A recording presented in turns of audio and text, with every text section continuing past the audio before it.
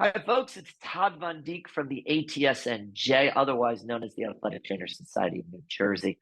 And here we are again. It's another chance to catch up with one of our speakers, panelists, folks who are just going to share their knowledge and experiences in Atlantic City at our 2024 annual conference, which just happens to be March 3rd and 4th down at the Tropicana. You can register and do all that good stuff at atsnj.org. We're hanging out right now with Michael Prybicien. How are you, dear friend? I'm very good. How about you, Todd? Oh, it's not bad. As we're taping this, it's almost the holiday break. It's a cold day outside, but we're bundled up a little bit and just enjoying the time of year, right? Yeah, just getting ready for the holidays. As athletic trainers, we still kind of keep plugging away during the holidays and still keep working, Amen. but do get a little bit of downtime to spend time with family and friends. It's beautiful. Michael, you do a lot, let's be honest. William, or the Passaic board over at the high school and that secondary level, William Patterson teaching, concussion spotting in the NFL. What tell us what's going on with y'all, what you're seeing out there. How's life as an athletic trainer? I think the profession continues to evolve. Obviously, there's a lot of different avenues that you could work in. In addition to all those things you mentioned, I'm also the president of a online sports safety education company called Sports Safety International. That's right. So I think, when you look at it, I'm involved in education at the college type setting. With the NFL as a spotter, it's a great aspect of it, where you're observing and using our skills from another perspective.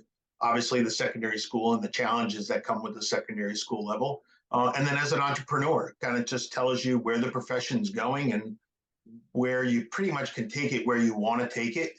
And, there's a lot of different avenues to go. And, I even touch on the physician extender area that, students and colleagues of mine can go and take as well. I look at things, I go on Indeed every once in a while and see that the amount in northern and southern New Jersey and even central for that matter, the amount of jobs in major medical players, Rothman Institute, Hospital for Special Surgery, really now going the route and wanting athletic trainers to be employed in their settings. What's been the biggest change in athletic training over the years?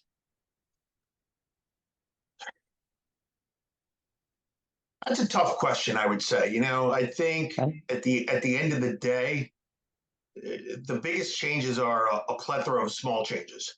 Okay.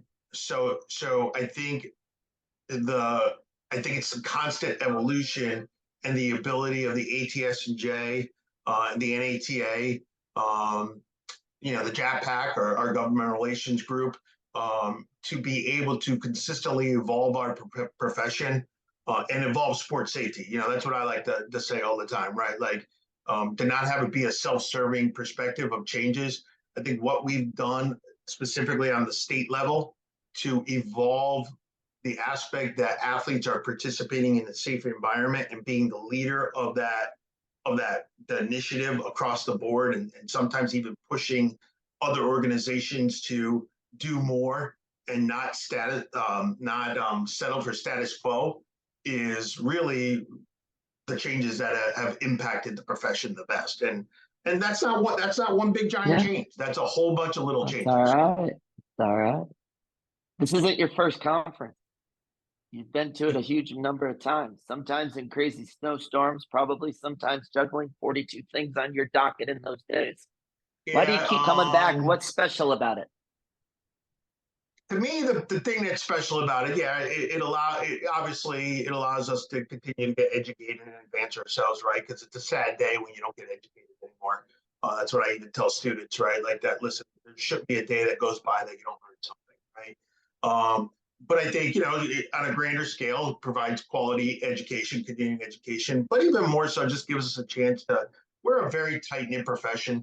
I think athletic trainers are different than a lot of other professions in that we're very close-knit. And it gives a great chance for networking for the students.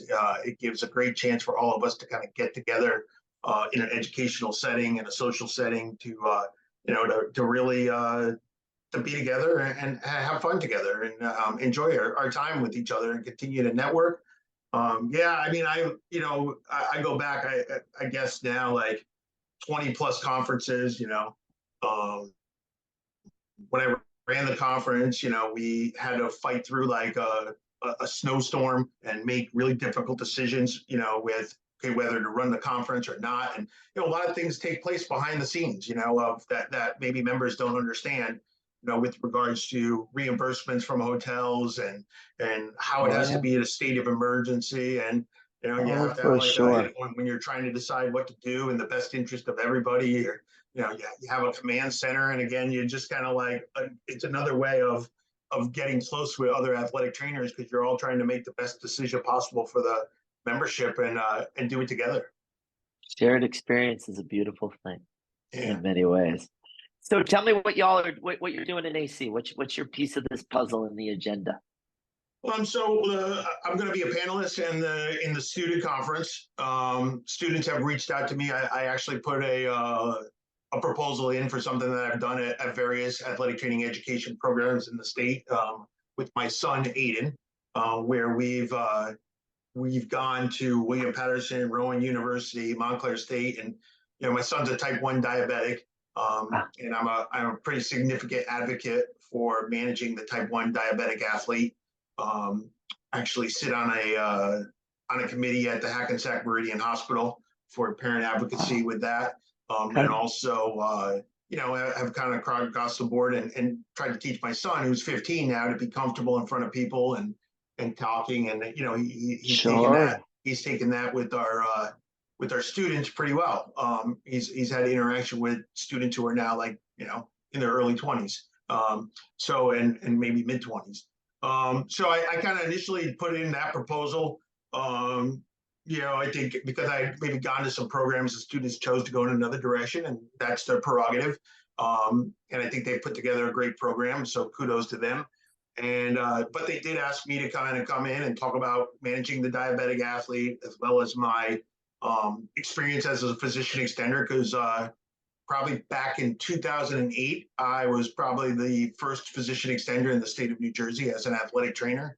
And I lectured on that topic at the 2008 meeting. And now it's kind of expanded into a major, employment setting for athletic trainers in the state of New Jersey. So they want me to talk on that as well. And then any other topics they want me to discuss with the students, I'm Awesome. grateful to share my experiences Amen. and my education.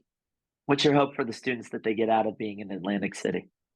I just really think that they want it. That they should again learn something, right? That's what I talked about. That you should Every learn day. Every day. something every day, and then networking, right? They're going to understand the value of networking, and I want them to take little things from the perspective of like not only your educational setting, but when there's a social setting at night or when there's a banquet, they should be sitting with total strangers and interacting with them, because they never know when that networking opportunity may help them You know. as they become a colleague of ours. Amen. And hey, friends, as you know, if you've watched any of these, one of the things we do at the end of the video is we drop a bit of an Easter egg. That's a phrase that if you collect them all at the end, we're going to give you a chance to tell us what they were. And we're going to make our president, Ken Cieslak, pony up for a pretty cool prize if you keep track of all of these. And the best is, as we're recording them, Ken has no idea he's doing this, friends. So here's our phrase here. How about learn something every day?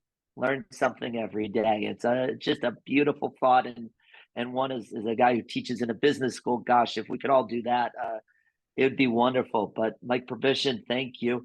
Appreciate the time. Can't wait to see you in AC and all that good stuff. All right, thank you, Todd, and I appreciate it. Looking forward to seeing all of my colleagues and the students in Atlantic City.